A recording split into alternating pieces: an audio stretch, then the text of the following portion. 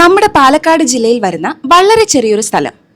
Malampuzha irrigation പദ്ധതിയിൽ നിന്നുള്ള വെള്ളം ഉപയോഗിച്ച് കൃഷി ചെയ്യപ്പെടുന്നിടം.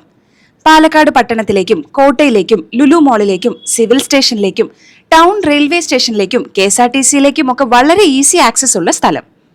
യാക്കരയിലാണ് നമ്മൾ ഇന്നുള്ളത്. ഇവിടെ പ്രധാനമായും പടിഞ്ഞാറൻ യാക്കര, കിഴക്കൻ യാക്കര എന്നിങ്ങനെ വേർതിരിച്ചിരിക്കുന്നു. പാലക്കാട് ഗവൺമെന്റ് മെഡിക്കൽ കോളേജ് സ്ഥിതി ചെയ്യുന്നത് കിഴക്ക് യാക്കരയിലാണ്. പുരാതന കാലത്ത് ശോകനാശിനി നദിയുടെ, അതായത് ഭാരതപ്പുഴയുടെ തീരത്താണ് യാഗങ്ങൾ നടത്തിയിരുന്നതെന്ന് പറയപ്പെടുന്നു. അങ്ങനെ ഈ പ്രദേശം യാഗകര എന്നറിയപ്പെട്ടു.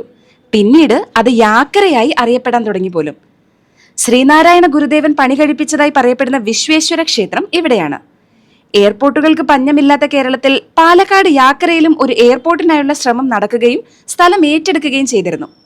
അപ്പൊ ശരി, മറ്റു വിശേഷങ്ങൾ കമന്റ് ചെയ്യൂ. മറ്റൊരു വീഡിയോയുമായി പിന്നെ കാണാം.